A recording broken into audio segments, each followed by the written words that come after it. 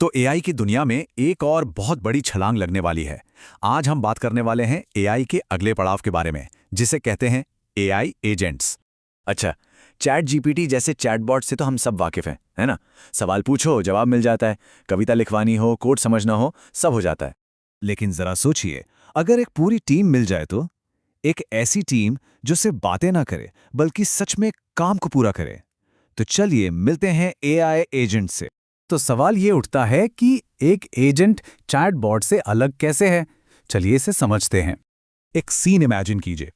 5 अलग अलग AI agents हैं। हर एक का अपना वेब ब्राउज़र है और वो सब मिलकर एक साथ वेबसाइट्स की एक लंबी लिस्ट से कॉन्टैक्ट इन्फॉर्मेशन ढूंढ रहे हैं। और सुनिए, ये कोई साइंस फिक्शन नहीं है, ये आज हो रहा है। और इस टीम वर्क का नतीजा क्या होता है? सीधा सीधा 10 गुना ज्यादा स्पीड। मतलब जो काम एक अकेला एजेंट शायद घंटों में करता, वो पूरी टीम मिनटों में खत्म कर देती है। यही तो है इनकी असली ताकत, कोलैबोरेशन। तो फिर बुनियादी फर्क क्या है इन दोनों में? देखिए, एक चैटबॉट बस एक लैंग्वेज मॉडल है, पर एक एजेंट वो उसी मॉडल को टूल्स, मेमोरी और एक कह सकते हैं सोचने की काबिलियत के साथ जोड़ देता है।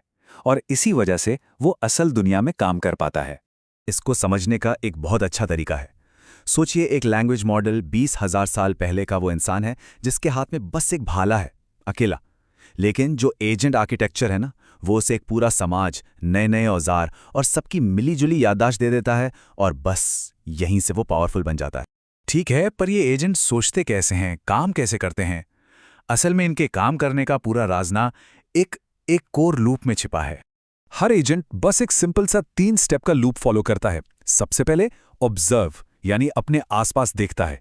फिर थिंक, यानी अपने गोल के हिसाब से एक प्लान सोचता है। और आखिर में एक्ट, मतलब अपने टूल्स इस्तेमाल करके एक्शन लेता है। और ये साइकिल ये तब तक चलता रहता है जब तक कि काम खत्म ना हो जाए। पर एक मिनट, अगर लूप चलता ही रहेगा तो एजेंट रुकेगा कैसे? उसे पता कैसे चलेगा कि भाई काम हो गया?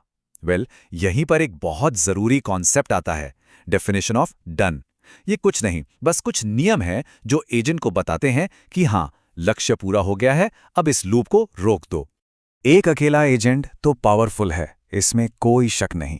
लेकिन असली गेम चेंजर, असली क्रांति तब शुरू होती है जब ये एजेंट्स एक टीम बनकर काम करना शुरू करते हैं। ये बात समझनी बहुत जरूरी है। भविष्य किसी एक सुपर डुपर स्मार्ट एजेंट का नहीं है। नहीं, असली कामयाबी इस बात में छिपी है कि इन एजेंट्स की टीमों को कैसे मैनेज किया जाए, कैसे उन्हें एक साथ काम करने के लिए तैयार किया जाए ताकि वो बड़ी बड़ी कॉम्प्लेक्स प्रॉब्लम्स को सॉल्व कर सकें। तो सवाल ये है कि इन एजेंट्स को एक साथ मिलकर असरदार तरीके से काम करने के लिए कैसे तैयार करें? खैर, इसके लिए कुछ बहुत ही स्मार्ट तरीके और पैटर्न हैं। आसानी से समझने के लिए इन तरीकों को हम 4 किरदारों में देख सकते हैं। एक होता है मैनेजर, फिर है ब्रेनस्टॉर्मिंग टीम, तीसरा है डिबेट क्लब और चौथा है पीयर रिव्यूअर। सबसे पहले बात करते हैं मैनेजर की। यहां एक एजेंट बिल्कुल एक प्रोजेक्ट मैनेजर की तरह काम को सही स्पेशलिस्ट को देता है। मान लीजिए डिजाइन का काम है तो वो किसी जेमिनी जैसे डिजाइन स्पेशलिस्ट एजेंट को देगा, और कोडिंग का काम है तो वो कोडेक्स जैसे कोडिंग स्पेशलिस्ट को सौंप देगा। सिंपल। अगला है ब्रेनस्टॉर्मिंग टीम। ये बहुत दिलचस्प है। इसमें एक ही काम एक साथ कई एजेंट्स को दे दिया जाता है। अब होता क्या है कि हर एजेंट थोड़ा अलग सोचता है, तो हमें एक ही प्रॉब्लम के ढेरों अलग अलग सोल्यूशन मिल जाते हैं। और अक्सर इसी भीड़ में से कोई बहुत ही शानदार रेयर आइडिया निकलकर सामने आता है। फिर आता है डिबेट क्लब। यहां पर अलग अलग पर्सनैलिटी वाले एजेंट्स को एक साथ लाया जाता है जो एक दूसरे के आइडियाज को चैलेंज करते हैं। जरा सोचिए, एक एजेंट है जो हमेशा प्रैक्टिकल बात करता है और दूसरा है जो हर चीज में नुक्स निकालता है। इनकी बहस से क्या होता है?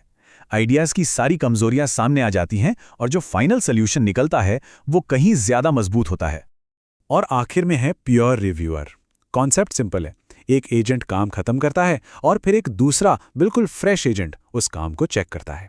इसका फायदा यह है कि जो दूसरा एजेंट है वो उस काम से इमोशनली अटैच्ड नहीं होता, इसलिए वो ऐसी गलतियां भी पकड़ लेता है जो शायद पहला एजेंट देख ही नहीं पाता। ये एक तरह से एक शानदार क्वालिटी चेक है। तो इन सब बातों का मतलब क्या है? हम कहां जा रहे हैं? सीधा सा जवाब है, हम एआई के एक नए दौर की दहलीज पर खड़े हैं। एक ऐसा दौर जहां बात सिर्फ जानकारी की नहीं होगी बल्कि एक्शन की होगी। अब एआई सिर्फ वो टूल नहीं रहा जो हमारे सवालों का जवाब देता है। नहीं, अब वो एक पार्टनर बन रहा है, एक ऐसा पार्टनर जो असल दुनिया में हमारे लिए काम करेगा, हमारे टास्क पूरे करेगा। लेकिन एक सवाल और है, इतने सारे काम के लिए ये एजेंट अपनी मेमोरी को मैनेज कैसे करते हैं? इसका जवाब एक बड़ी खूबसूरत तकनीक में छुपा है, आइसबर्ग टेक्निक। बिल्कुल एक आइसबर्ग की तरह एजेंट सिर्फ सबसे ज़रूरी, सबसे एक्टिव जानकारी को पानी के ऊपर यानी अपनी एक्टिव मेमोरी में रखता है, और बाकी का जो विशाल नॉलेज बेस है वो पानी के नीचे रहता है, जब ज़रूरत पड़े तब एक्सेस करने के लिए। तो पानी के ऊपर क्या है? छोटी सी सुपरफास्ट एक्टिव मेमोरी जो फौरन काम आती है, और पानी के नीचे जानकारी का पूरा समंदर, सारा का सारा कोड बेस, वेब डेटा, सारी फाइल्स, सब कुछ तैयार जब भी ज़रूरत पड़े। तो सबसे बड़ा टेकअवे क्या है? यही कि एआई अब सिर्फ इन्फॉर्मेशन का एक टूल नहीं है, बल्कि एग्जीक्यूशन का एक पार्टनर है। तो जाते जाते एक सवाल छोड़ जाता हूं, सोचिएगा जरूर।